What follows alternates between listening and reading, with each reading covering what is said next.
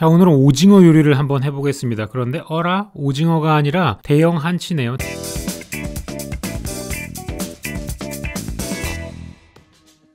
지난 시간에 제가 참PD님과 함께 만들었던 그 녀석의 부산물입니다. 이거를 다 처리를 안 하고 가셔가지고 제가 그만 오징어 요리로 다시 바꿔가지고 한번 만들어 볼까 해요. 그래서 오징어는 아니지만 오징어로 요대로 따라하셔도 될 거라고 믿고 레시피를 시작을 하도록 하겠습니다. 우선은 이 거대한 한치를 조금 잘라서 작게 만들어야 뭐라도 요리를 할 수 있을 것 같아요. 세상에, 이런 거를 왜 샀는지 모르겠는데 어쨌든 맛이 없지는 않았지만 저는 개인적으로는 작은 오징어가 더 맛있습니다. 작은 오징어가 뭐냐고요? 바로 이 녀석이에요. 훨씬 더 작고 단단하고 맛있죠. 초콜릿 오징어라고 하는 저 녀석. 이 녀석 가져온 김에 손질하는 법도 알려드리겠습니다. 안쪽에다가 깊숙하게 손을 넣어가지고 저 뼈 비슷한 거를 뽑아주고 또 다시 손을 집어넣어가지고 내장까지 후두둑 같이 뽑아주시면 이렇게 통째로 나오고 속이 벼요. 자, 여기서 한 번 더 손질해 주실 게 뭐냐면은 이 내장 부분하고 다리 부분 가운데를 잘라줘야 돼요. 어차피 위에 부분은 먹기가 조금 애매하거든요.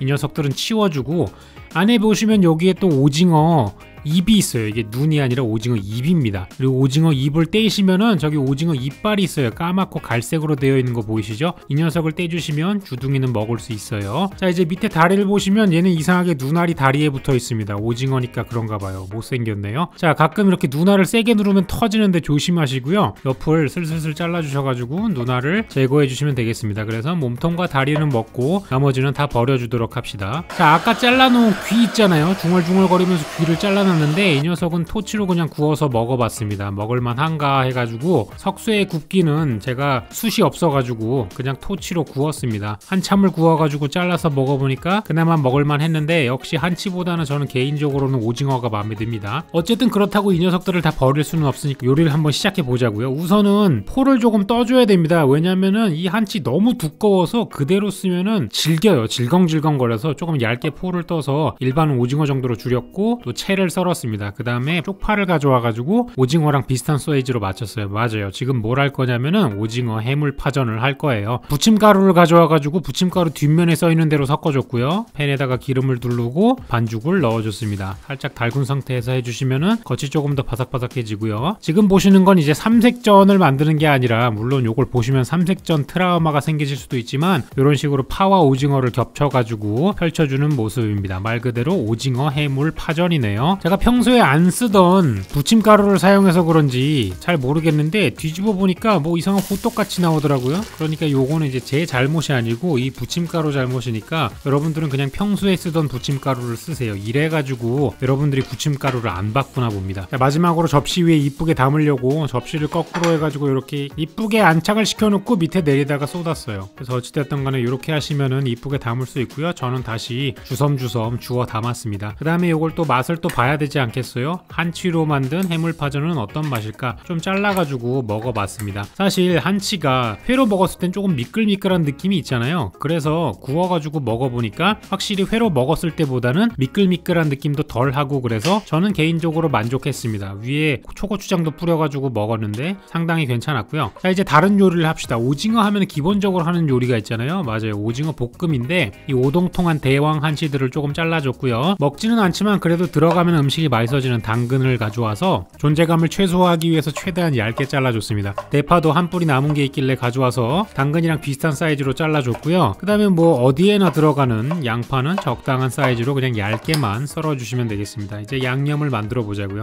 저는 고추장을 쓰는 양념을 그렇게 선호하진 않은데 유일한 이유가 바로 이것 때문입니다. 얘네가 숟가락 안에 들어가면 잘 나오지가 않아가지고 매번 손으로 이렇게 긁어줘야 되거든요. 이거를 제외하고는 고추장은 참 좋은 녀석이에요. 그래서 저는 잘 안 쓰고요. 나머지 재료들 오른쪽 아래에 적어놨으니까 다 넣어서 섞어주시면 되겠습니다. 제가 기본적으로 더빙 컨텐츠를 하면서 조금 재밌게 만들려고 하지만 여러분, 이 오른쪽 아래에 정리되어 있는 레시피는 기본적으로 맛이 있는 걸 다 확인을 하고 한 거예요. 그러니까 제가 올리는 레시피 중에 맛이 형편없는 거는 없습니다. 한 번쯤 만들어 보시면 맛있는 음식 만드실 수 있을 것 같고요. 자, 이 상태에서 기름을 둘러주고 오징어부터 먼저 넣어주겠습니다. 오징어부터 넣어서 오징어의 수분이 다 빠지고 노릇노릇하게 구워질 때까지 오징어를 완벽하게 구울 거예요. 삼겹살 색깔도 이런 식으로 하시면 되고, 나중에 모든 채소들을 다 같이 넣어줄 겁니다. 그리고 한 두세 번만 후루룩 감아주시면 돼요. 그러면 어느 정도 채소가 열을 받은 상태에서 슬슬 물이 나오려고 하는데, 이때 양념을 다 넣어주시고 얼른 양념이 골고루 묻도록 휙휙휙휙 돌려가지고 마무리를 해주셔야 돼요.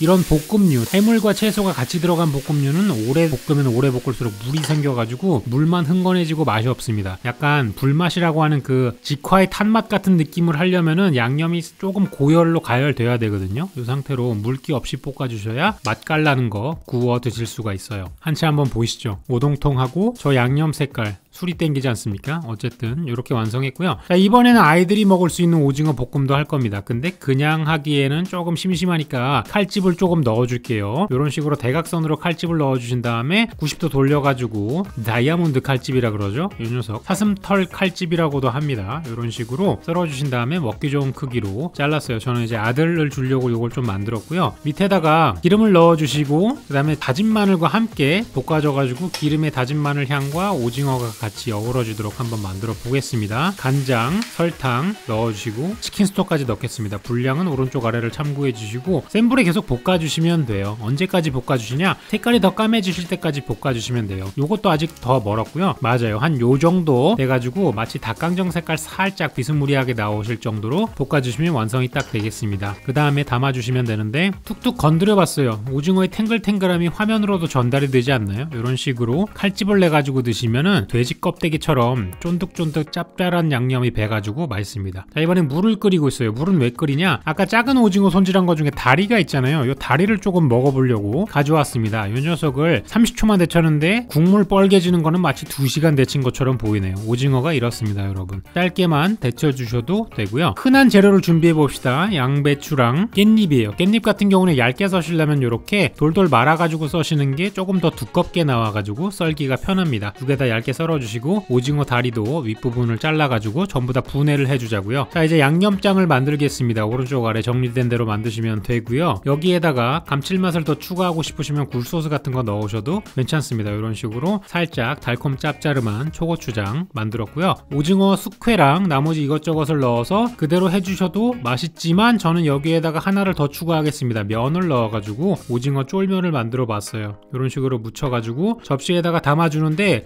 조금 분식 같은 느낌이 들려고 해가지고 녹색 그릇에다가 담으니까 음식이 되게 싸구려 같이 보였어요. 그래서 접시를 많이 탄다. 하지만 여기에다가 계란을 얹으면 어떨까? 그래서 계란 후라이를 얹어준 다음에 톡톡톡 터트려서 찢은 다음에 계란에 싸 먹었습니다. 스팸을 김치에 싸 먹는 것과는 다른 완전 다른 차원의 꿀맛이었고요. 사실 오징어 요리를 제가 많이 알고 있질 못해요. 그래서 제가 평소에 해먹는 거 위주로만 알려드렸습니다. 검증되지 않은 레시피를 뭔가 실험해보는 건 좀 그래서 요거는 밀가루에다가 고춧가루와 맛소금을 섞은 거예요. 오른쪽 아래 참고하시고요. 요 레시피의 출처는 어떻게 되느냐? 예전에 제가 이탈리아인에게 피자를 한번 배운 적이 있습니다. 다른 회사에서 근무할 때인데 그 이탈리아인이 와가지고 정통 이탈리아식 오징어 튀김을 알려주겠다. 깔라마리 프리떠거든요. 요거 그 방식으로 한 건데 밀가루와 우유를 사용한 겁니다. 원래 그 이탈리아인은 저에게 기본 우유가 아니라 사워 밀크가 필요하다고 했는데 국내에 사워 밀크는 안 팔아요. 버터 밀크라고도 하죠. 그래서 그냥 우유를 사용을 했고요. 이런 식으로 밀가루, 우유, 밀가루 튀김옷을 입혀준 녀석을 튀겨주면 됩니다. 기름 온도는 140도에서 160도 정도로 너무 높지 않은 온도에서 튀겨주시면 되고요. 프라이팬에다가 기름 바닥에 살짝 깔고 하겠습니다. 왜냐하면 이 밀가루 튀김 같은 경우는 전분 튀김이나 물반죽 튀김에 비해서 기름이 금방 시꺼매집니다. 그래서 기름을 여러 번 쓸 수가 없어요. 그렇기 때문에 최대한 기름을 적게 써가지고 한 번 튀기고 버리실 수밖에 없습니다. 제가 지금까지 알려드린 튀김은 대부분 전분 튀김이었잖아요. 그 녀석들은 퍼지지가 않아가지고 괜찮은데 이 밀가루 튀김은 조금 기름 색깔이 빨리 변합니다. 자, 그런 단점이 있고요. 어쨌든 요걸 그대로 먹을 거냐? 아니고요. 뭐랑 같이 먹을 건데요. 요것도 그 이탈리아 분이 알려주신 건데 마늘을 올리브유에다가 살짝 색깔이 날 때까지 볶아주신 다음에 따뜻한 물을 넣고 치킨 스톡 하나 넣겠습니다.